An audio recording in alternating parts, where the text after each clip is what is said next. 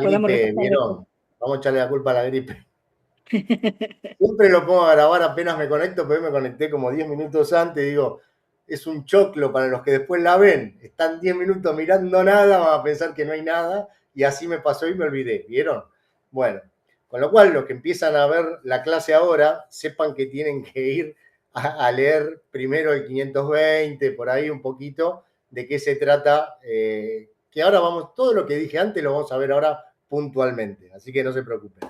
Bien, dinero líquido o fácilmente liquidable y también tiene como requisito de admisibilidad que coincida el que actúa como reclamante con el que figura como acreedor en el documento. Tiene que haber igualdad de identidad. Lo mismo, tiene que haber coincidencia entre la persona a quien yo le hago el juicio y la que figura obligada en el documento. ¿Sí? Si no, podríamos entrar en lo que es una inhabilidad de título, que después vamos a ver, lo vamos a mencionar, pues es una de las excepciones. ¿Sí? Con lo cual, quédense por el momento con esto. La regla general es que se va a reclamar un título ejecutivo una suma de dinero. Liso y llano. ¿Sí? ¿Estamos? Lo que tienen que tener en cuenta también respecto de ese título es que sea exigible. O sea, viene reuniendo todo, pero tiene que ser exigible en el sentido de que si esa obligación daba un plazo para cumplirla, tiene que estar vencido. Si no, no es un título ejecutivo. ¿Sí? Le falta un elemento, que es que el demandado, en todo caso, haya entrado en mora, se haya vencido la obligación de él de pagar esa suma líquida. Bien, con lo cual, sí o sí, tiene que estar vencido para que sea un juicio ejecutivo. Ahora bien, ¿cuáles son estos instrumentos? ¿Cuáles son estos documentos que la ley establece que son títulos ejecutivos? Bueno, los primeros que tenemos que nombrar son los instrumentos públicos. Instrumentos públicos lo van a encontrar en el 289 del Código Civil y Comercial, son algunos pocos, pero claramente surgen de entidades oficiales, ¿sí? Y de escribanos. Es decir, un documento donde consta una obligación líquida hecha por escribano público y protocolizado en su libro, ¿sí? Es un instrumento público y tiene el carácter de instrumento ejecutivo. Ahora bien, si dijimos que los instrumentos públicos, como norma general, son todos títulos ejecutivos, también tenemos que tener en cuenta que hay instrumentos privados que lo son o lo pueden ser. Un instrumento privado que está firmado por el obligado, todavía no lo demandé, ¿sí?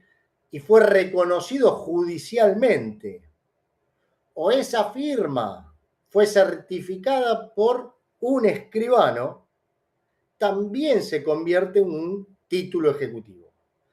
Es un instrumento que hicieron las partes en forma privada, pero con la intervención judicial o la intervención de un escribano certificando firma, va a dar fe que efectivamente esa persona se obligó. ¿Sí?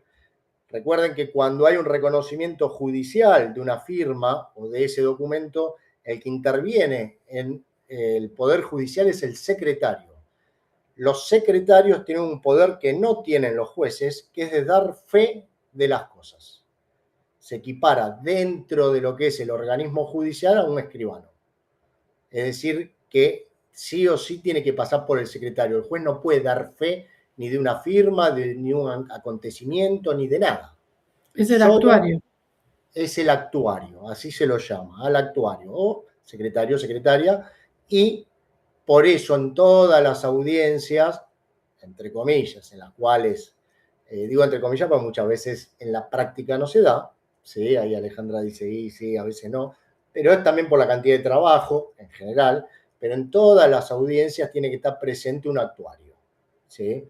Está bien dicho actuario porque a veces no es secretario. En Provincia de Buenos Aires no solo puede estar el secretario, sino hay otro cargo que se llama auxiliar letrado y que tiene las mismas facultades de dar fe de las cosas. Claro, yo lo dije en el sentido de la función de actuario. Claro, exacto, por eso está bien dicho. Pues podrían tener diferentes nombres el cargo. Sí, pero son los actuarios. Entonces, en las audiencias que yo tomo, por ejemplo, si no tengo uno de los actuarios del tribunal presente, el día de mañana me pueden acusar la nulidad y yo no puedo decir, no, pero si yo estuve con este hombre que era el actor, estuve con este hombre que era el abogado del actor, el otro me dice, y sí, pero usted puede decir lo que quiera, pero no da fe de nada. Así de sencillo. Otros instrumentos que no son públicos, pero que la ley establece que son títulos ejecutivos. Letra de cambio, factura conformada, vale o pagaré, cheque, y hay otra que se llama constancia de saldo deudor de cuenta corriente. En este caso hay que hacer referencia a que es la bancaria, cuenta corriente bancaria, ¿sí? Porque hay un organismo que si bien no todo es estatal, pero Profe, está ¿puede repetir lo facultado. último? De ¿Cómo? cuenta bancaria. ¿Puede repetir De lo cuenta último? corriente bancaria, es la constancia de Eso. saldo deudor de cuenta corriente bancaria. El banco está Perfecto. autorizado a emitir un certificado donde dice que Julieta giró en descubierto y a la fecha le debe al banco 100 millones de pesos. Está autorizado a eso el banco, ¿sí? Es así Bien. nomás. Después tenemos créditos por alquileres, ¿sí? La deuda de alquileres. Y también tenemos la deuda de expensas comunes, ¿sí? Eso siempre en el marco de la propiedad horizontal, que es la que tiene expensas comunes, ¿sí? Ahora bien, esos son los documentos o instrumentos que la ley nos dice que son títulos ejecutivos, en principio. Ahora, ¿qué pasa cuando alguno de los títulos que obligan a alguien a dar sumas de dinero líquida, ¿sí?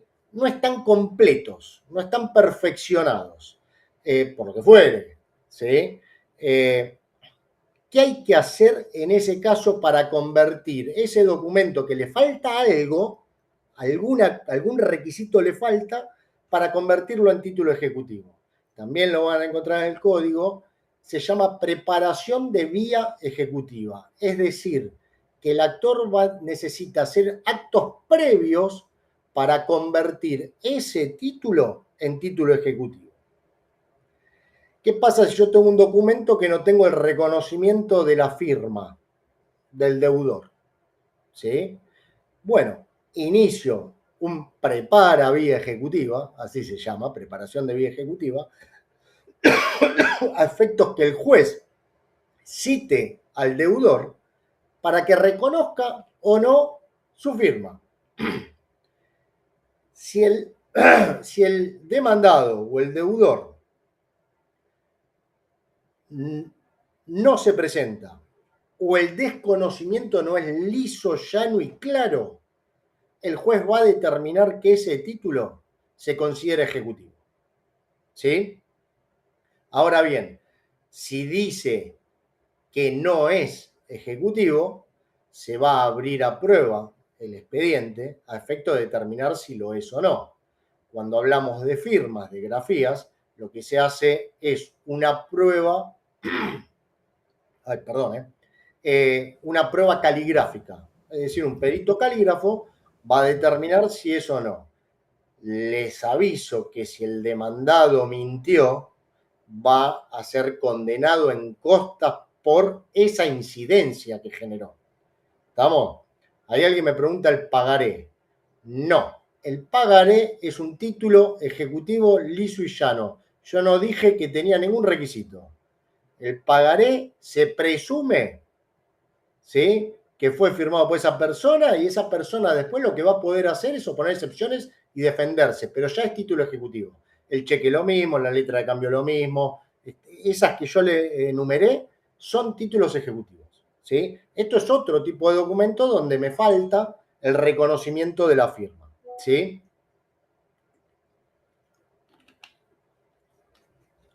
Recuerden esto, que el desconocimiento tiene que ser categórico, ¿sí? Otra opción para preparar la vía ejecutiva son las ejecuciones de alquileres, que primero les dije, principio general, son título ejecutivo, siempre y cuando cumplan con haber realizado el contrato de locación por instrumento público, opción 1. Opción 2 es que hayan certificado la firma por escribano público. Ahora, si no hicieron eso y es un documento privado, va a pasar algo similar. Van a citar al locatario a efecto de que reconozca o no su carácter de locatario. Y asimismo, en el mismo acto, se lo va a citar para que acompañe el último recibo, si lo tuviere. Estamos hablando de que hay una persona que dice no me paga los alquileres.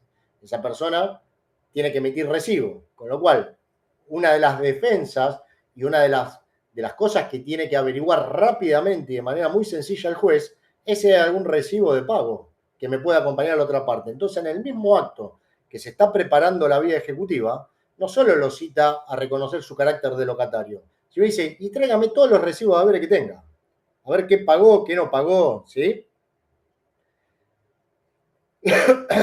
Tengan en cuenta lo que les dije antes, si esto está hecho en un instrumento público directamente no hace falta nada, directamente se ejecuta la deuda. Después no significa que ya lo van a condenar, ¿eh? Después vamos a ver que la otra parte va a poder oponer excepciones, ¿sí?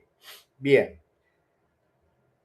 Entonces llegamos a que tenemos alguno de los títulos ejecutivos y presentamos una demanda ejecutiva en el juzgado. Como les dije, hay algunas cuestiones que sí son exactamente iguales a la del proceso de conocimiento, como todas las reglas formales que tiene la presentación del escrito, que algunas se las voy a decir nuevamente porque veo que siguen presentando cosas medias incompletas en el exordio, ¿sí? Y fue del primer trabajo práctico. Entonces, tiene que ser por escrito, obviamente, nombre, apellido, domicilio del demandante y del demandado, todos los datos que tenga, el objeto del reclamo, el derecho, ¿sí? Y sí o sí, el escrito tiene que hacer referencia a cuál es el título que yo estoy ejecutando. Nada de ponerme el título que acompaño, el título que después voy a acompañar, el título que tiene mi hermana, el título que no tiene boca, nada de eso. Tiene que decir, el título que yo estoy presentando para ejecutar es este, y lo describen de la mejor manera posible. ¿Qué significa?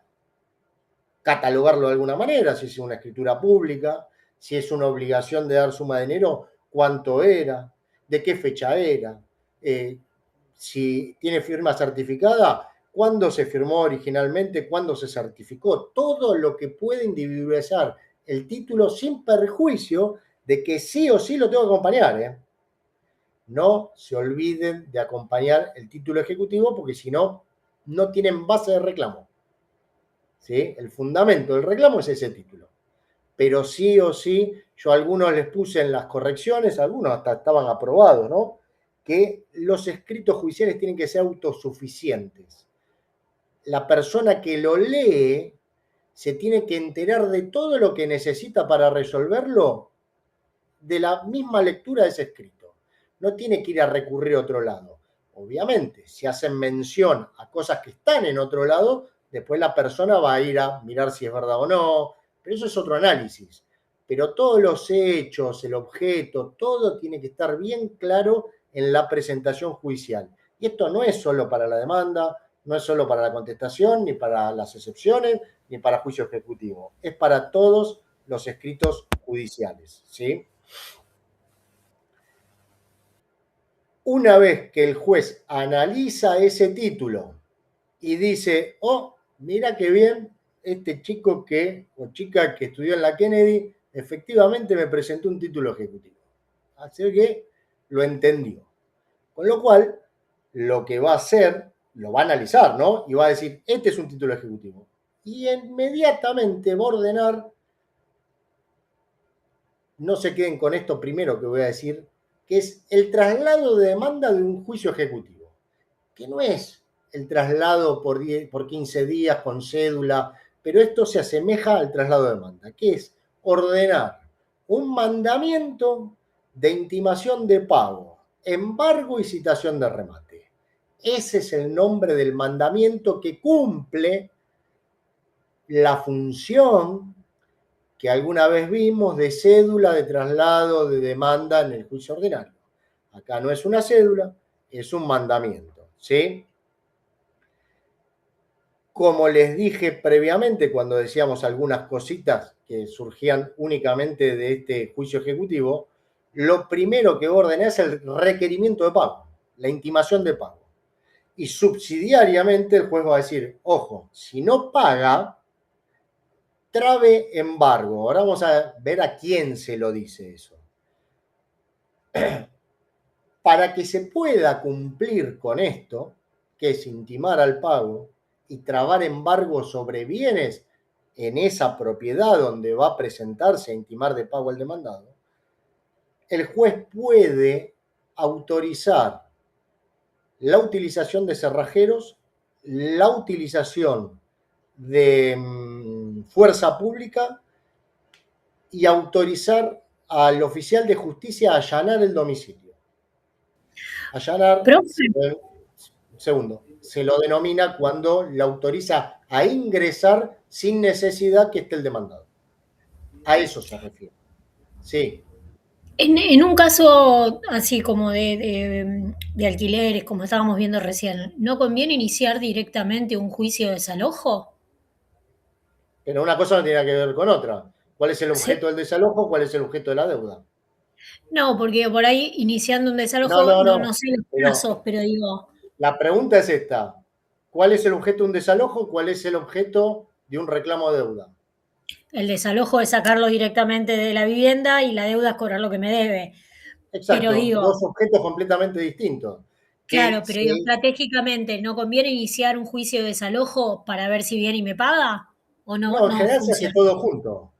Ah, ok. En general se hace todo junto, pero sí lo que puede pasar es que hay gente que sabe que no le va a sacar nada a ese inquilino. Entonces, ¿para qué iba a iniciar un ejecutivo? Inicia solo el desalojo, lo que quiere es sacarlos del lugar. Pero en realidad son dos objetos distintos. Eso. Que se inicien juntos y, por supuesto, es lo más sano. ¿Sí? Porque directamente, para cuando tome conocimiento del desalojo, también va a tomar conocimiento de la intimación de pago, etcétera, etcétera, y de la deuda. ¿Sí? Bien. El mandamiento, como les dije, ¿quién levantó la mano? Mariano. Yo, doctor, disculpe, antes que siga, le quiero consultar que no me quedó claro. Cuando ordenan el primer traslado, ¿intima el pago y además traba embargo o lo intima y luego del plazo traba embargo? Se ordena intimación de pago, embargo y citación de remate, todo. Y dije, va a intimar al pago. Si no le paga, está habilitado a embargar los bienes. No se espera nada, es todo en el acto. Ahora, si lo intimo al pago y me paga, no lo puedo embargar. ¿Y el plazo, hay un plazo estimado, un mínimo, máximo? ¿De qué? ¿De pago? Voy, te golpeo, abrí la puerta y te digo, ¿tenés esta plata? Me tenés que pagar ahí. En el acto es, ¿sí? ¿Quién realiza eso? No lo realiza el abogado. Lo realiza el oficial de justicia, que es un funcionario dependiente de la Oficina de Mandamientos y Notificaciones. ¿Sí? Así se llama en Capital Federal. El mandamiento está dirigido al oficial de justicia. Le dice directamente el juez al oficial de justicia lo que tiene que hacer. Claro, ¿sí? Es lo que ordena. Pero lo diligencia el oficial de justicia. No lo diligencia el abogado. El que va a ir a intimar de pago en nombre del juez, porque lo ordena un juez esto, como le dije, es el oficial de justicia. Así se llama en Nación y en Provincia de Buenos Aires la oficina. Quizá hay otros lugares que se llame diferente. Me abstengo de eso porque no sé el nombre de todos. ¿Sí? No, se llama igual. Bien, ¿dónde lo va a diligenciar? Bueno, el principio general es que ese mandamiento tiene que ser diligenciado en el domicilio real del demandado. ¿Sí? Igual que en el traslado de demanda, buscamos el domicilio real. Ahora bien, podría ser que esté determinado otro domicilio en el mismo título ejecutivo, que indique dónde se va a reclamar en caso de incumplimiento. En ese caso, que es cuando constituyen domicilio a los efectos del cumplimiento de todas esas obligaciones. Entonces ahí Yo no tengo que acreditar cuál es el domicilio real, ni buscarlo, ni nada, sino que le digo acá se obligó por esta suma de dinero y se determinó que la intimación o cualquier problema se va a realizar las intimaciones en ese domicilio que está en el documento. Entonces ahí podré librar el mandamiento a ese otro domicilio, ¿sí? Como les dije también, podía suceder que no se encuentre al deudor en el domicilio. Bueno, en ese caso, la ley habilita a dejarle el mandamiento a otra persona, siempre que de las averiguaciones del oficial de justicia pueda determinar de que ahí sí viviría el demandado.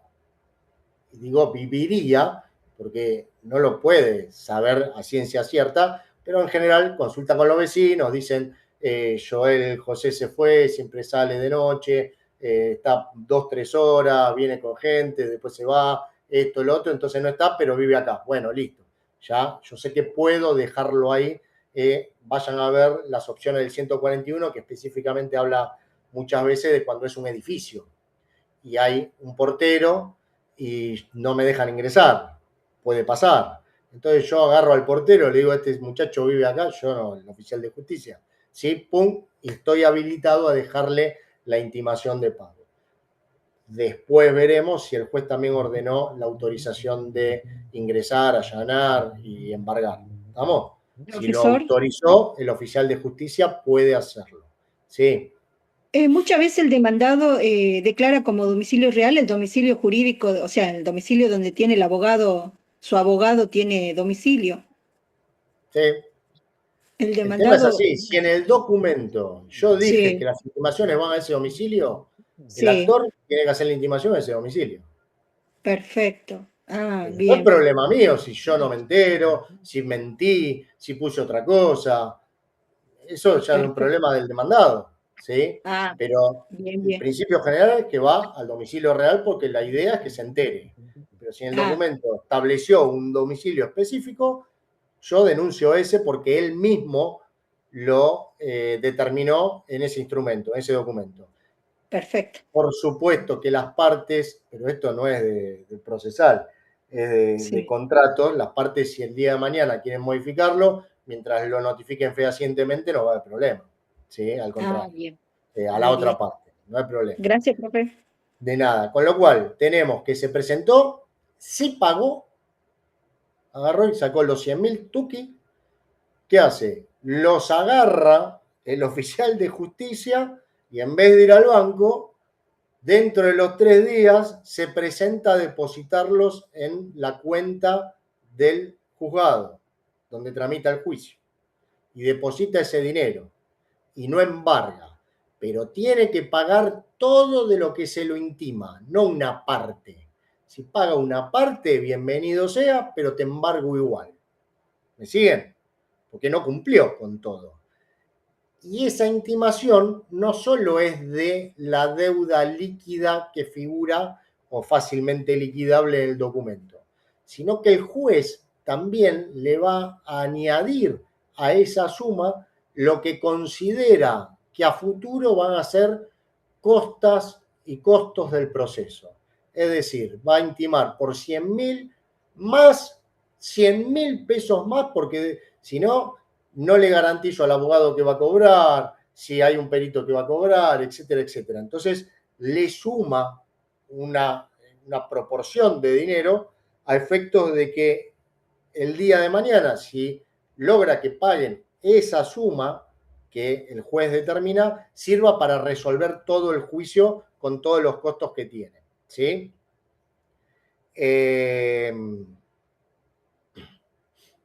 Yo les dije que el oficial de justicia tenía 3 días. No, el oficial de justicia al día siguiente tiene que ir y depositar.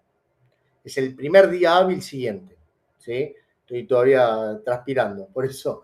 ¿Qué pasa si no paga? Si pagó, pagó. Ya está. No termina el juicio ahí, pero después vemos cómo avanza. Si pagó, pagó. Si no pagó, el oficial de justicia va a ingresar a la propiedad y le va a embargar los bienes que considere suficientes para cubrir esa deuda que fue a intimar. ¿Es obligatorio esto? Pues no. Es un derecho que tiene el actor a pedir ese embargo. Pero el actor bien puede desistir de ese embargo y solo pretender que lo intime de pago. ¿Es lo conveniente o no? Y siempre hay que ver el caso concreto. Si Julieta me debe 300 o 500 millones de pesos y cuando llego a la propiedad tiene una bicicleta, un televisor Grundig a tubo, la Play 2 hecha pelota, ¿y para qué le voy a hacer embargar eso? O sea, ¿me va a alcanzar para algo? No va a alcanzar para nada. Entonces, a veces, sabiendo que no va a encontrar un piano de cola del siglo XV, ¿sí? Porque no hay muchas cosas que puedan encontrar una propiedad que valga tantos millones, pero bueno, u obras de arte, o lo que fuere, y a veces directamente van por la intimación de pago y nada más. ¿Sí? También, ¿por qué? Porque quizá no quieren perder tiempo en ese momento y lo que van a pedir después es quizá otra medida cautelar, ¿sí? En realidad, ejecutiva se llama. Otra medida podría ser, si conoce algún bien, ¿sí? Registrable y de mayor valor, pedir el embargo de ese bien. O, si conoce alguna cuenta bancaria, pedir el embargo sobre cuenta bancaria. O si no conoce absolutamente nada, pedir una inhibición general de bienes. ¿Sí? No pierde la posibilidad de trabar alguna medida que intente asegurarle el crédito. ¿Sí? Entonces, en ese momento lo desiste el embargo y solo va por la intimación de pago. ¿Se comprendió? Sepan, porque si no van a siempre decir, no, sí o sí hay que embargar. No, no siempre hay que embargar. Así está redactado, así sale el mandamiento, pero les digo más cómo es el trámite. Bueno, ahora es todo más virtual. Cuando salía el mandamiento del juzgado, el cual se presentaba en papel y era firmado por el juez, ¿sí? Los mismos chicos empleados los llevaban a la oficina de notificaciones. El oficial de justicia lo reservaba 20 días ahí, esperando que venga el abogado a confirmarle que quiere embargar. ¿Me siguen? Entonces el abogado se presentaba en los horarios que estaba ese oficial de justicia y le decía, sí quiero embargar. Entonces el oficial agarraba la agenda y le decía, bueno, vamos a ir tal día. E iban juntos. ¿Para qué? Para que participe el abogado de la actora y también le diga, no, esto no lo embargues, embarga aquello. ¿Sí? Y también pasaba que iba dentro de esos 20 días el abogado y le decía, no, diligencialo que yo el embargo no lo quiero. Listo. Había, me acuerdo en mi época, había un sello, pero un cuadrado así, donde tenía toda la leyenda en sello, la estampaba en el mandamiento donde desistía del embargo, el letrado. Completaba los claros de ese sello y desistía del embargo, entonces dejaba constancia de que el mismo abogado no había querido el embargo. Pero así se hacía. ¿Está? Profe, y Sí. con los bienes embargados, ¿qué se hacen? ¿Se entregan directamente Los bienes embargados quedan en posesión del demandado hasta tanto se requiera su entrega por un trámite que vamos a ver al final, cuando avance la ejecución. ¿Sí? Si no, lo que tiene que hacer después de embargar es la persona pedir el secuestro de esos bienes. Ahora bien, cuando el oficial de justicia va, le embarga, le hace saber al propietario de esos bienes, ¿sí? Que es el deudor, el demandado, que no los puede tocar, no los puede enajenar, que están porque si no, si identificados, se que los los van a queda él venir a es un buscar. riesgo. ¿Cómo? Que si se los queda él es un riesgo también. Porque Bueno, digo, pero es un delito. Está Le bien, está bueno, diciendo pero, todo lo que no puede hacer. ¿Sí? claro. Entonces, si los modifica, los vende, los hace desaparecer, comete un delito. No es habitual que cometa ese delito, menos por una tele, una bici, de verdad les digo. No suele haber cosas muy importantes. Y si no, es lo que les digo, una vez embargado le tienen que pedir al juez el secuestro del bien. Y toda la responsabilidad de ese bien va a ir a parar al actor si el juez le autoriza el secuestro de esos bienes. ¿Sí? El ¿Y si cuidado, se niega, doctor? la manutención, etcétera, etcétera. ¿Cómo? Si se niega a un artículo, no sé, yo sabía que tenía la remera de Maradona que le hizo el gol a los ingleses. Yo quiero ¿Quién esa se remera en niega? particular. ¿Quién se niega? Se niega el demandado a entregar su bien. Ahí es. Pero entregarlo con una orden de secuestro, no le No, no, piden que es claro permiso. que se lo Ingresa a un embargue, digamos, que no se domicilio, lo la van a embarguen. buscar con policía, con ayuda del auxilio público, de la fuerza pública, y le sacan la remera. Es un secuestro eso. No es un pedido de entrégueme Ah, la remera. está. Eso es compulsivo. Si no la encuentran y está embargada, comete un delito. Profesor, ¿Estamos? Sí. ¿el demandante entonces tendría todos esos bienes como depositario judicial? Si les ordena el secuestro, sí. Ah, Con todas las bien, responsabilidades que eso acarrea. claro, ¿Sí? sí, No perfecto. es tan habitual el embargo de bienes y pedido de secuestro domiciliarios. Les Ujú. repito, no es habitual. Muchas veces lo hacen porque consideran que de esa manera asustan más al deudor para que termine pagando. Pero no se llega a muy buen puerto con esos bienes porque si después cuando veamos cómo se venden esos bienes, van a ver que no van a cubrir ni los gastos de la subasta. Ah, Por eso bien, se desiste muchas veces esos bienes. Pero tiene que saber que se puede. Y como les dije, claro. si encuentran obras de arte, si encuentran un piano de cola, si encuentran cosas de valor, es otra historia. ¿Está? ¿Cuáles son las excepciones que muchas ya las conocen? Que va a poder oponer el demandado una vez que es intimado de pago. Ahí le empieza a correr al demandado el plazo para oponer excepciones, no para contestar demanda, no es un proceso de conocimiento, es un plazo de 5 días para oponer excepciones. No contesta demanda, no se va a investigar por qué firmaron ese documento alguna vez. Ya está firmado ese instrumento público, es un documento de los que la ley prevé que es ejecutivo, no se discute más lo que se llama la causa de la deuda. Eso es otro tipo de juicio. Acá el juez ya analizó el título, ordenó el mandamiento y ahora el demandado lo que puede hacer es oponer excepciones dentro de los 5 días. Bien, incompetencia. Digo, ya las vimos, son las mismas. Incompetencia, falta de personería, litispendencia, ¿sí? En este caso, estas son específicas del Ejecutivo. Falsedad o inhabilidad de título. Falsedad es cuando yo acuso una adulteración del título. No solo que puedo decir esa no es mi firma, sino que también podría decir está adulterado, ese no es el contenido. Por supuesto, todo lo que diga lo tengo que probar. ¿Sí? Y la inhabilidad de título es cuando no cumple con las formas extrínsecas que requiere el título. Una de las posibilidades es que fuera uno de esos títulos que hay que preparar la vía ejecutiva y no lo preparé. Y bueno, el juez no se dio cuenta, mandó el mandamiento y yo miro y digo, che, pará, esto no es un título ejecutivo, no está completo, tiene fallas.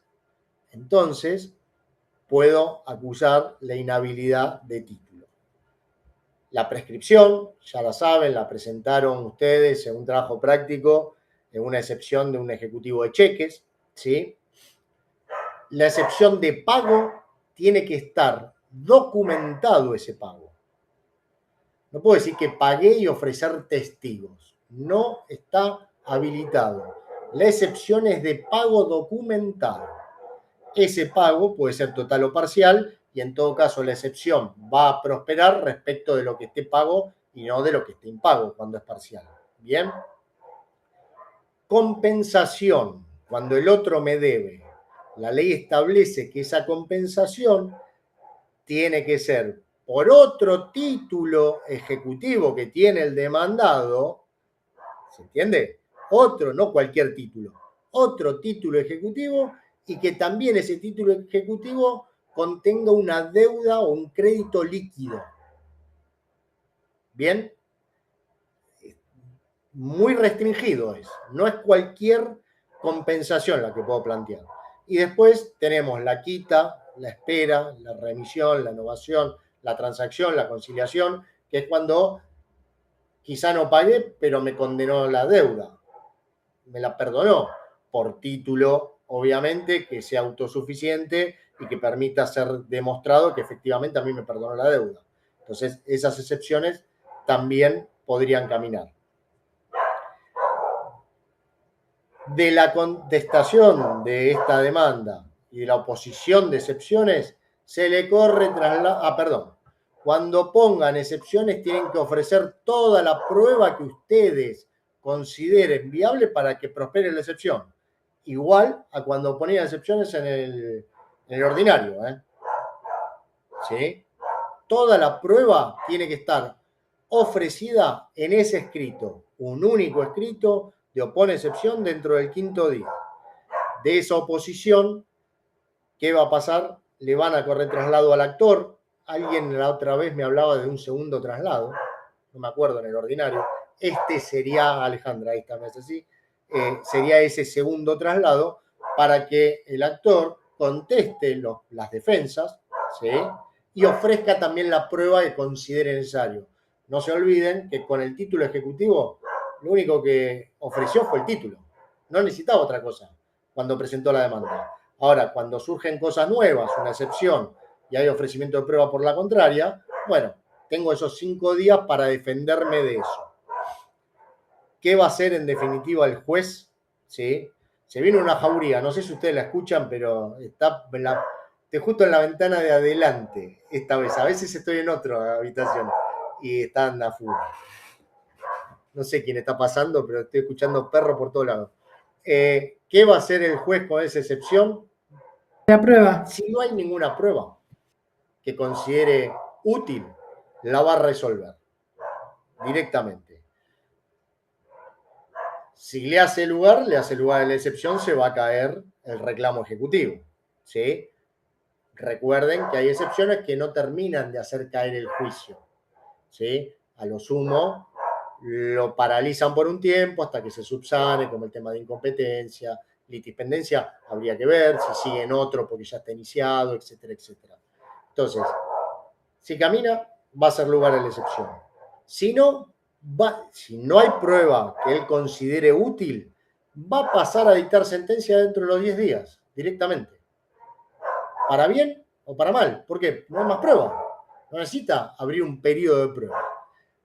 Obviamente, si necesita prueba, va a fijar un plazo que él considere para que se produzca la prueba necesaria.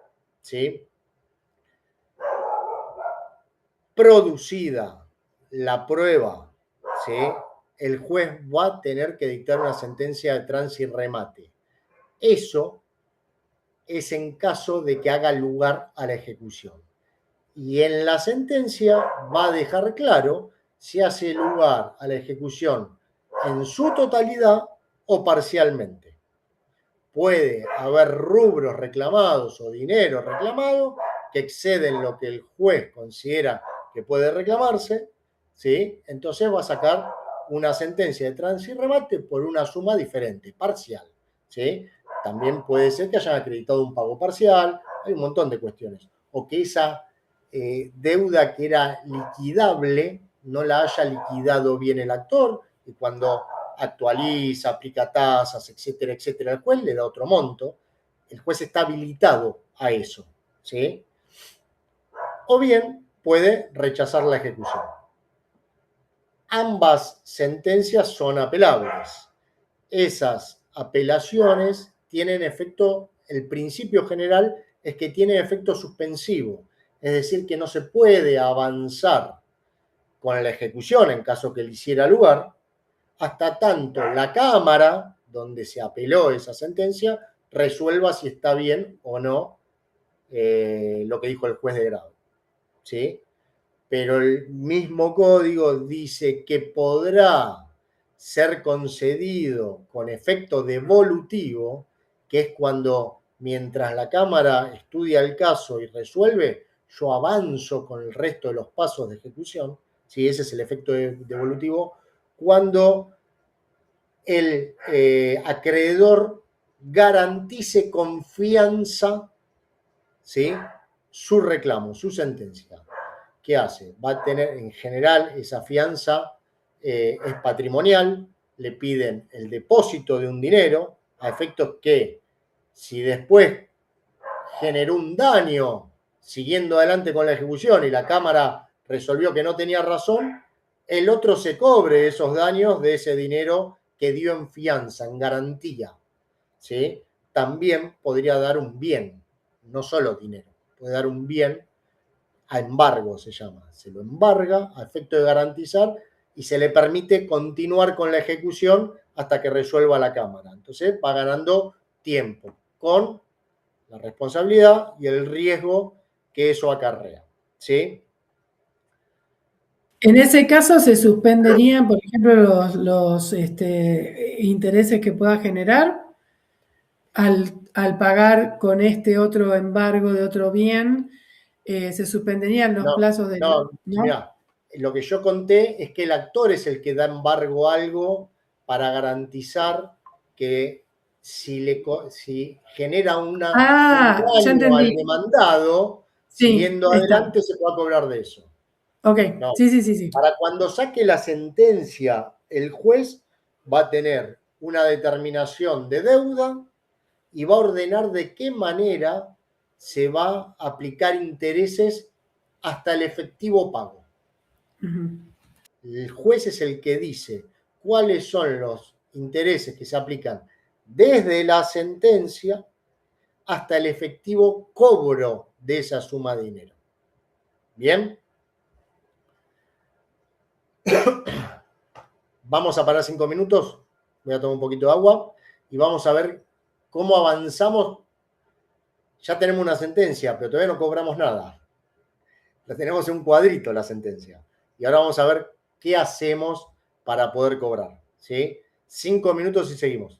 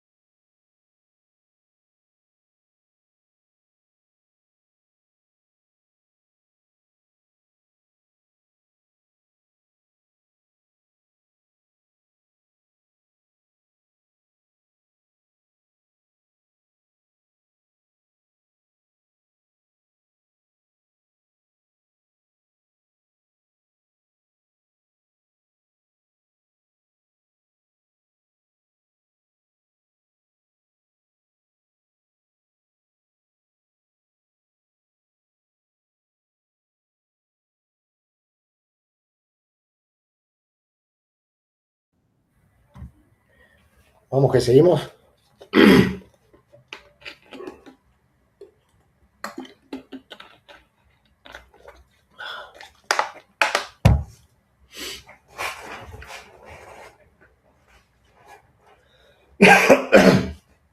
Bien, tenemos una sentencia. Si ustedes recuerdan cómo empezamos, dijimos que teníamos posibilidad de ya en el inicio del juicio de embargar bienes, ¿no? Con lo cual, vamos a partir de la base de que tenemos bienes embargados, ya. Es decir, que ya aseguramos algo. Después vemos, alcanza, no alcanza, vemos. Con lo cual vamos a ir a la primera opción, que sería, ¿qué pasa si yo embargué sumas de dinero? Como les dije, podríamos haber pedido un embargo a un banco, una cuenta bancaria. Entonces el juez, cuando ordenó ese embargo, le dijo al banco, necesito que embargue esta cantidad de dinero y me la transfiera a la cuenta abierta en el juicio que tramita en mi tribunal, en mi juzgado. ¿Sí? Entonces, el juez ya tiene esa plata ahí reservada. Le digo más, si uno considera que el juicio va a tardar bastante, el actor le puede pedir al juez que la invierta en plazo fijo en el banco judicial, porque cada jurisdicción tiene un banco judicial. En provincia de Buenos Aires es el Banco Provincia, en la Nación se reparte el Banco Nación o el Banco Ciudad, de acuerdo a cuál es el fuero en el que se está litigando, y en todas las provincias en general es el Banco Oficial. ¿Sí? El Banco del Chaco, el Banco de Santa Fe, el oficial, ¿sí? Provincial. Entonces, ahí es donde tiene guardado el juez el dinero que embargó para garantizar lo que el día de mañana yo iba a ganar, supuestamente, según mi parecer, que era el actor. En ese caso, una vez que se encuentra firme la sentencia, el acreedor, el actor, tiene que practicar liquidación de capital, intereses, costas y costos. Es decir, todo lo que considera que se le debe. Ahí empieza a jugar los intereses que el juez determinó que hay que aplicar. El juez en la sentencia va a decir desde cuándo se aplican o no. Puede sacar una sentencia que la actualice a la fecha de la sentencia o no. ¿Me siguen? Puede decir desde que el título fue exigible hace un año atrás hasta la fecha de sentencia, los intereses van a ser tasa pasiva. Y a partir de la sentencia hasta que se haga el efectivo pago, va a ser tasa activa, supongamos. ¿Sí? Lo determina el juez en su sentencia. Bien, quédense tranquilo que no es tan discrecional como yo lo cuento, que el juez va a decir. En general, ya hay normativa y hay fallos de corte que determinan a cada caso concreto son los similares, ¿no? Juicios ejecutivos, daños y perjuicios, etcétera, etcétera, a cada uno qué tasa se le va a aplicar. ¿Tá? Es algo que está resuelto ya en general, pero a veces cambia. ¿eh? En provincia de Buenos Aires acaba de cambiar el año pasado y armó un desbarajuste que ni les cuento. Entonces, no, de verdad. O sale una ley especial como la de ley de riesgo de trabajo, que no importa la jurisdicción, pues una ley nacional, dijo que es la tasa activa del Banco Nación. En provincia de Buenos Aires, en Capital Federal y en Rosario y donde ustedes quieran. Pues una ley nacional. ¿tá? Estableció legalmente la tasa. Entonces los jueces van y aplican esa tasa, porque lo dice la ley. Bien, va a practicar la liquidación del caso. De esa liquidación se le va a correr traslado al demandado, porque puede no estar de acuerdo. Puede decir, la hizo mal. ¿Sí? El demandado va a contestar ese traslado con todas las variables que tiene. Puede hacer silencio, puede contestar diciendo que está bien y aprobar la liquidación o decir que se apruebe la liquidación, porque no la va a aprobar el demandado, o bien puede modificarla. Vuelve esa sustanciación al juez y es el juez el que decide quién tenía razón, o bien podría decir ninguno de los dos, hicieron todo mal, chicos. Y practica liquidación por secretaría. Ordena practicar liquidación por secretaría. Si los dos están equivocados, el juez no va a decir, y bueno, me tengo que elegir uno de los dos. No, va a sacar, de acuerdo a la sentencia que él hizo, la liquidación que corresponda. ¿sí? Aprobada la liquidación por el juez, ya resuelto todos los inconvenientes, lo que va a hacer es pagarle al acreedor con la plata que hay. ¿Estamos? ¿Vieron? Ya no lo tenemos en el cuadro. En este caso cobramos, ¿sí? ¿Qué pasa si en vez de dinero embargamos acciones o títulos que cotizan en bolsa, en los mercados de valores? No tengo plata, tengo títulos, ¿sí?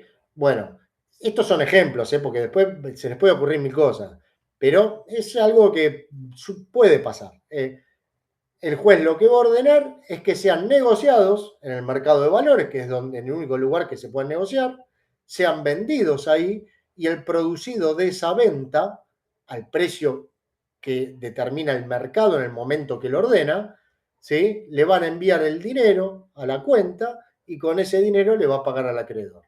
¿Bien? Si son títulos que no cotizan en bolsa, que todavía existen, acciones de sociedades que no cotizan en bolsa, pues bien, esos títulos los va a tener que rematar. Y ahora es donde nos vamos a meter en el remate, o mejor dicho, en la subasta. Hasta acá, de esas opciones que di, de golpe teníamos plata. Entonces el juez pagaba. Pero cuando tenemos llevada una subasta es porque embargamos bienes que no son líquidos de dinero, ¿sí? Y yo quiero cobrar igual, no me interesa. Con lo cual, ahora vamos a hablar un poco del trámite de subasta para poder cobrar lo que estuve reclamando en ese juicio. Ese acto de subasta no es ni más ni menos que la venta de los bienes embargados. Y lo va a hacer un auxiliar de justicia, que lo hace en nombre del juez, que se llama martillero. Es decir, es él el encargado de vender en pública subasta los bienes previamente embargados, sea cuales sean, ¿sí? Una vez vendidos, el dinero que él recibe lo tiene que depositar en el juicio y a partir de eso el juez va a poder pagar la deuda. Pero esta subasta tiene algunos pasos y requisitos. Hay algunos que son comunes para absolutamente todos los bienes o la mayoría de los bienes, ¿sí? Y después vamos a hablar de cómo son la subasta de bienes muebles o semovientes y bienes inmuebles, que tienen sus características particulares. Pero lo que tienen en común es que el martillero tiene que anunciar por edicto, ¿sí?, el cual lo tiene que publicar por 2 días en el boletín oficial y en un diario del lugar donde se encuentren los bienes. Es de manera genérica la regla, ¿sí? A veces los bienes embargados no están en el lugar donde tramita el juicio. Y si yo quiero hacer conocer que voy a subastar bienes, lo tengo que hacer en el lugar donde están porque va a estar la gente interesada en ese lugar. Si yo lo tengo embargados en el Chaco y lo publico en el diario de acá, de San Martín, no se va a enterar nadie. No va a ir nadie a comprarlos. Entonces, se trata de que se publique en ese otro diario, ¿sí?, del lugar donde se encuentran los bienes. Si los bienes tienen muy poco valor, están autorizados a hacer una única publicación por un día y en el boletín oficial. Sí, Blanca. ¿Cuál es el tiempo de celeridad entre que los secuestran y los publican para la subasta? ¿Hay un Todavía no lo mínimo para que secuestraron. sean subastados? Todavía no lo secuestraron. No hablé de secuestro. Están embargados, ¿sí? Está bien. Tenemos una liquidación firme, ¿sí? O sea, tenemos la deuda liquidada y aprobada, y a partir de eso se le pide justamente la subasta al juez. El juez en el mismo auto, se llama proveído o auto, ¿sí?, va a ordenar todo esto que les estoy contando. La publicación primero, la designación de martillero, la publicación de edictos, por cuánto tiempo, en qué lugares, ¿sí? Y bajo qué condiciones se va a hacer la subasta. La realidad es que en la práctica depende mucho de la celeridad del martillero. No hay un plazo que le ponga el juez al martillero. Procesalmente y judicialmente lo que sucede es que cuando la parte ve que el martillero no está haciendo nada, se lo hace saber al juez y le dice, intímelo al martillero a que cumpla su cometido, bajo percibimiento que lo remuevan y designen uno nuevo, con pérdida de honorarios, por supuesto, porque no hizo su trabajo. Pero no hay un plazo para eso. No me acuerdo quién me lo preguntó. Y en la práctica, ¿cuánto suele demorar eso habitualmente? Mire, le cuento para que tenga claro un ejemplo. En Capital Federal, en los juicios laborales están despachando 2 o 3 escritos por año nada más. En provincia de Buenos Aires despachamos en el mismo expediente un escrito cada 5 a 10 días. Con lo cual es una pregunta que no te puedo contestar. Claro, no. Está bien. No hay un, No, pero no para hay que una vean la media. diferencia. 2, 3 escritos por año. Fueron en un juzgado de familia de San Martín, 2 o 3 escritos por año. ¿A ustedes les parece que se puede trabajar así? Imposible. Y la diferencia es que, bueno, en el mío, pero en todos, más o menos laborales de San Martín, nosotros parece un chat porque es todo virtual. Uno le provee algo, yo lo firmo, lo tramitan los chicos, yo lo firmo, y a los 3 días me entra otro escrito, y así. Es un ida y vuelta constante. Y estamos más o menos entre 5 a 10 días, estamos contestando cada presentación. Pero por eso digo, es imposible decirte cuánto tarda en la práctica, mucho menos que acá hay gente en todo el país. Y desconozco en otros lados cómo es. ¿Sí? Ok, gracias. Les tengo que aclarar algo. El martillero, yo dije, lo designa el juez. Pues bien, es una de las posibilidades, que el juez designe el martillero. Pero la ley habilita que ambas partes de mutuo acuerdo designen al martillero. Y el juez no se puede oponer. Si acreedor y deudor tiene un martillero de confianza, lo que fuere, muchas veces les he comentado, tuvieron un conflicto, pero bueno, quizá ahora ya dijeron, bueno, al final tenías razón vos. No entremos más en conflicto, ¿sí? El conflicto lo llevó al juicio, obviamente, pero el demandado dice, bueno, ya está, perdí, tenías razón vos, yo pensé que tenía razón yo, no era mala fe ni nada, entonces ahora evitemos gastos, evitemos lío, vayamos con un martillero amigo que va a vender estos bienes mucho mejor que un desconocido, quizá o no, veremos, pero pueden designar de mutuo acuerdo al martillero que se encargue de la subasta de los bienes embargados. ¿Está? Téngalo en cuenta. Con lo cual, en el edicto ordenado por el juez y que va a materialmente publicar en los diarios el martillero tiene que consignar juzgado y secretaría, número de expediente, nombre de las partes, lugar, día, mes, año y hora en que se va a realizar la subasta. ¿Sí? Tiene que individualizar la cantidad de cosas, ¿sí? El estado de esos bienes, de esas cosas, el lugar donde se pueden ir a ver. La persona que va a ir a comprar en subasta quiere tomar conocimiento de qué está comprando. Entonces va a haber un lugar determinado que el martillero tiene que ponerlo en la publicación de edicto, ¿sí?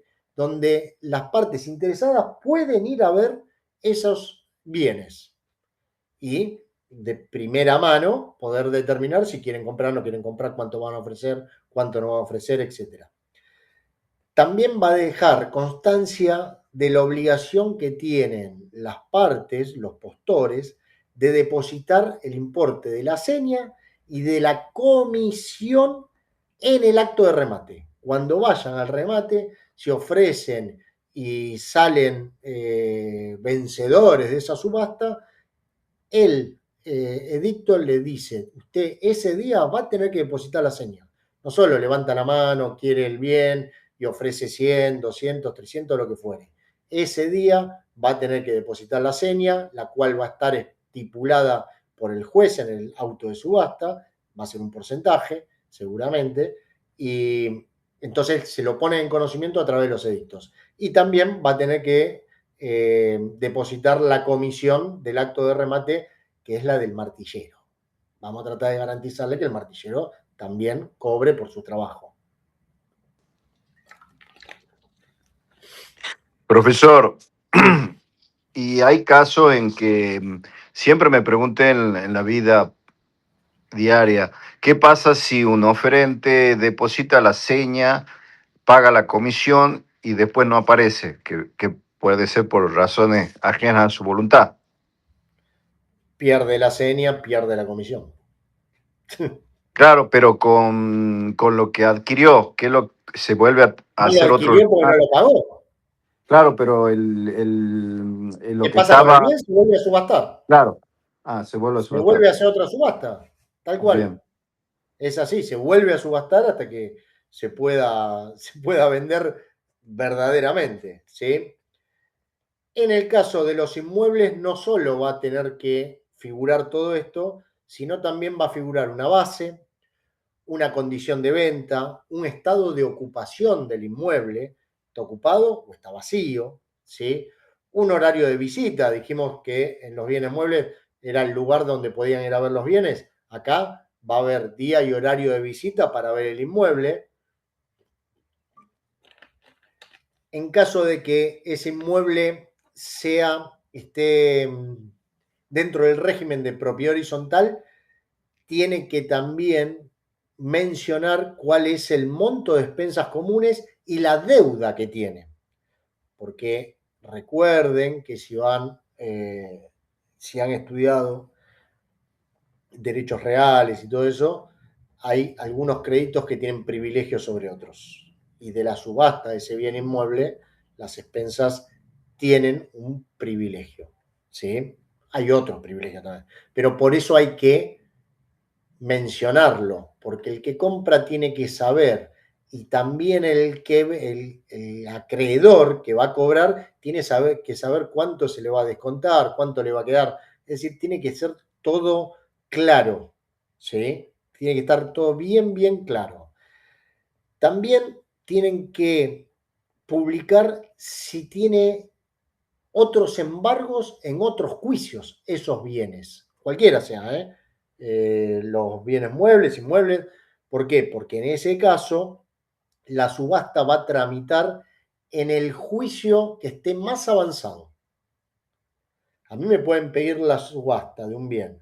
Cuando averiguo, determino que hay otro que ya tiene auto de subasta, que se va a subastar dentro de, no sé, una semana, 2 semanas, 3 semanas. Bueno, entonces yo lo que hago es decirle, espere, yo lo tengo también embargado, este crédito también entra en el orden de prelación, pero la subasta se va a hacer en el otro juzgado porque está tramitando más avanzado. ¿Sí? Por eso es importante averiguar también eso, que eso se averigua con pedidos de informe, les aviso. ¿Sí?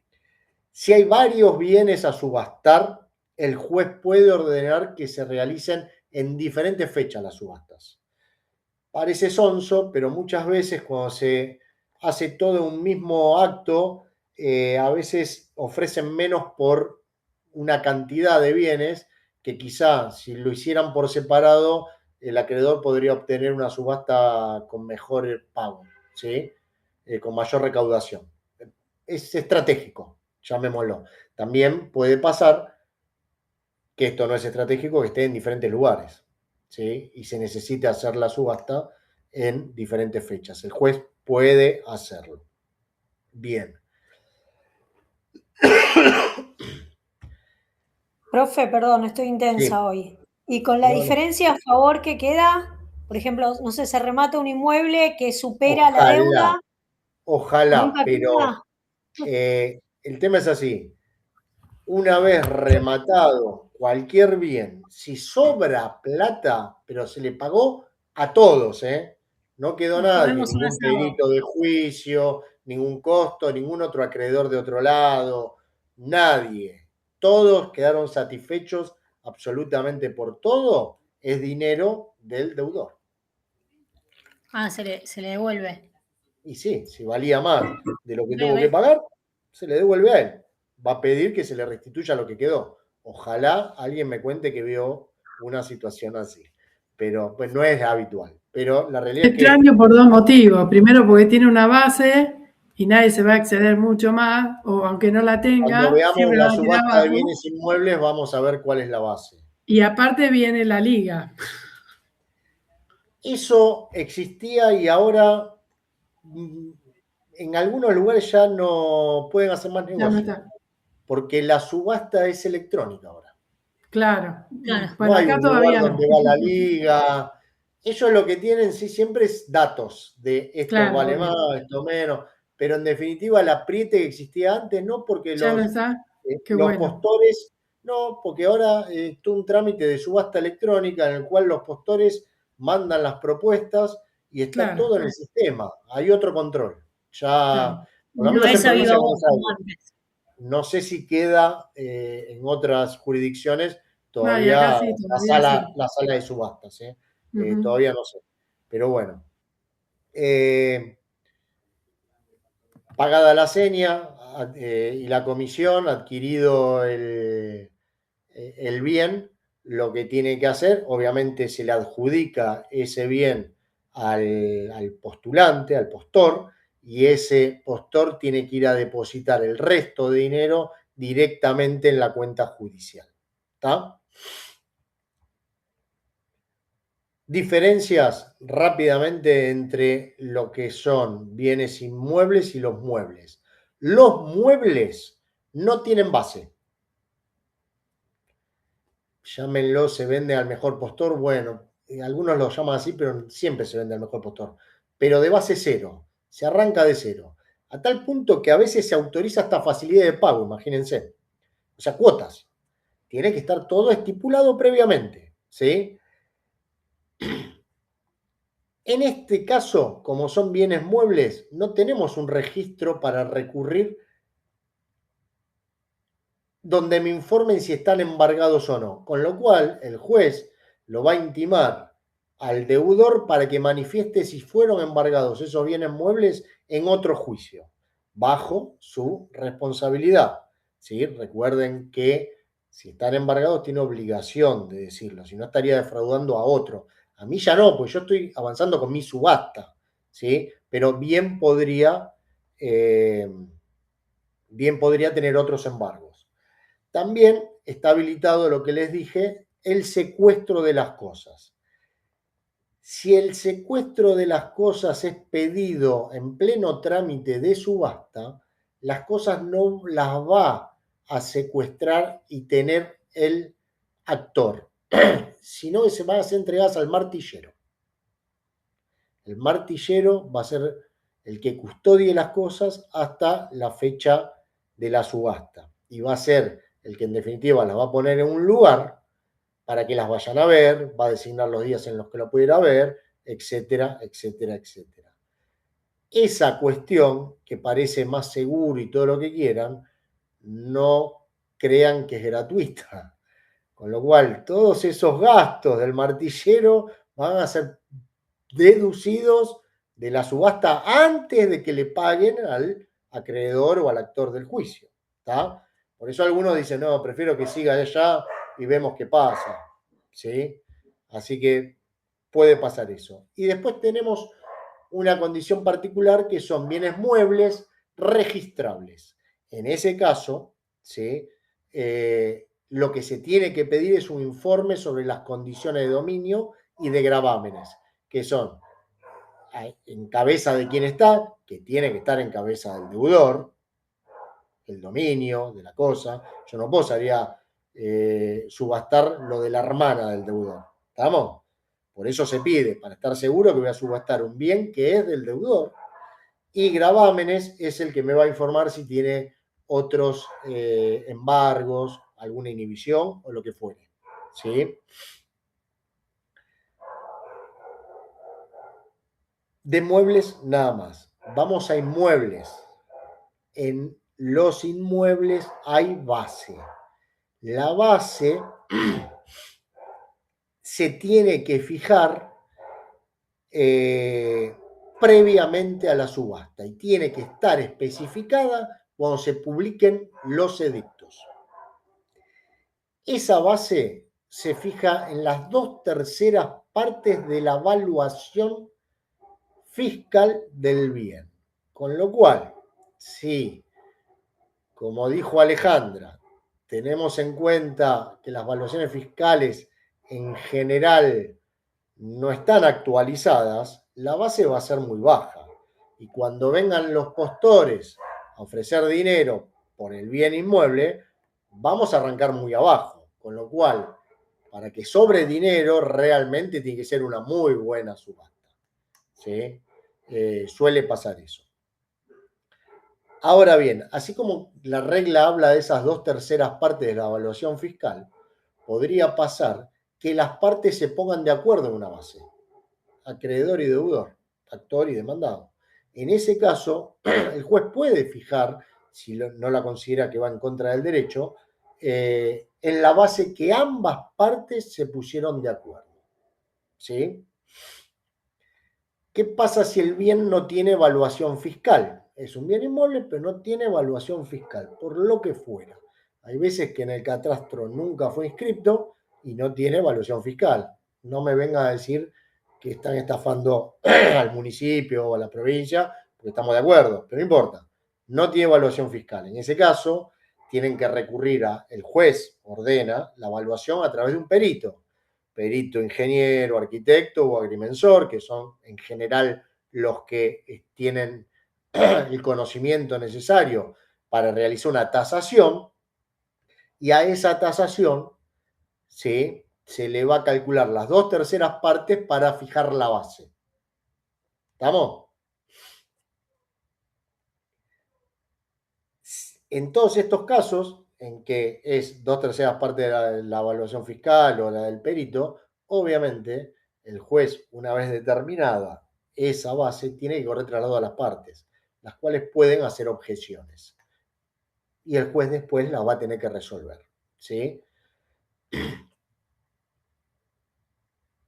Si el juez viere, como les dije, que esa base es contraria a derecho, en general suele pasar cuando es muy baja, por lo que fuere, el juez puede apartarse de estas reglas y fijar el mismo juez las bases, ¿sí?, para tratar de garantizar el crédito, de que sea útil para pagar la mayor parte de lo que se puede y también para evitar, aunque sea electrónica, que vengan los pícaros a ofrecer 2,50 mangos por un bien que claramente vale mucho más. Eso lo puede hacer el juez. Hecha la subasta, se va a determinar quién es el adjudicatario de ese bien. Ese adjudicatario va a constituir domicilio en el lugar del juzgado donde tramita el juicio.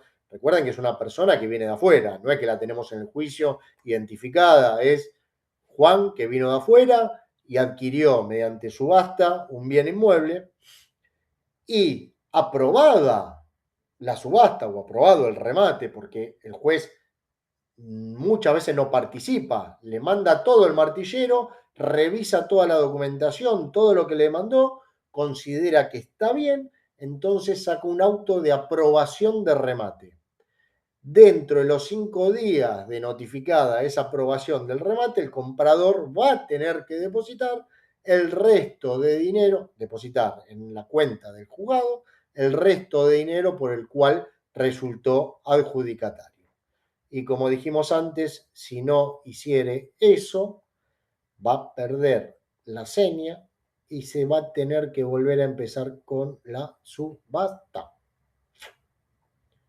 ¿Sí? ¿Estamos bien ahí? Bien. Por hoy vamos a terminar acá. Estoy viendo si me quedó algo de la subasta, pero creo que no.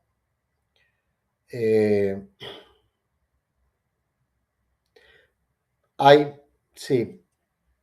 Respecto a la subasta, no hay recursos de apelación, de reposición, no hay recursos procesales de los clásicos de procedimiento. Sí, lo que hay es la posibilidad de plantear la nulidad de la subasta. Eso se puede hacer dentro del 5.º día de que se hizo la subasta. Y puede estar fundada porque no se cumplió con los trámites requeridos para una subasta, no se cumplió con las pautas de subasta que están en el auto de subasta, y no hay muchas otras opciones, porque como les dije, el juez saca el auto de subasta con todo lo que ordena y cómo se dispone. pero quizá en el edicto salió distinto. Esa diferencia nadie lo advirtió o lo advirtieron y miraron para otro lado. Si alguien lo advierte y se considera con perjuicio, puede plantear la nulidad de subasta. Ahora bien, para que sea admisible esa nulidad, el que la plantea tiene que depositar la seña. ¿Por qué?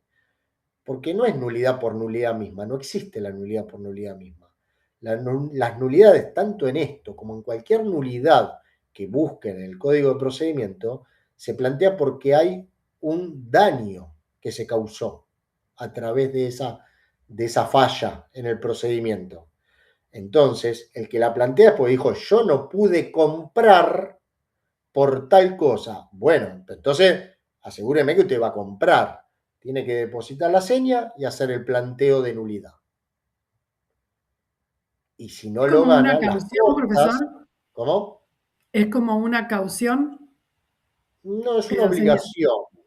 Sí, figura como una garantía de las costas de esta incidencia. Claro. ¿Sí? Pero va a tener que hacer eso, porque si no, plantea la nulidad por la nulidad misma. ¿Sí? Y no está permitido por ley eso. ¿Bien? Con lo cual no hay recursos, pero sí esta posibilidad de plantear una nulidad. La realidad es que hoy en día, como les dije, hay subastas electrónicas, que está todo muy, muy regulado, un caminito muy armadito, y es raro que suceda algo así, pero sepan que tienen la posibilidad de hacerlo. ¿Bien? ¿Alguna pregunta? Espero que no. No, hagan. No, profe, por acá no, vaya a descansar, pobre. No, yo tengo otra clase, no se preocupen, pero bueno. El ibuprofeno me hizo bastante bien, me doy cuenta ahora. Cuando arranqué no estaba también, pero ahora sí. Estoy mucho mejor. Gracias, profe. Bien. Vamos a ver, la próxima clase, hipoteca, prenda y afines. Fantástico, muchas gracias, profesor. Buenas Gracias, noches. doctor. Que se Buenas mejore. noches. Gracias, que se mejore, Nos profe. vemos. Gracias. Que se recupere pronto.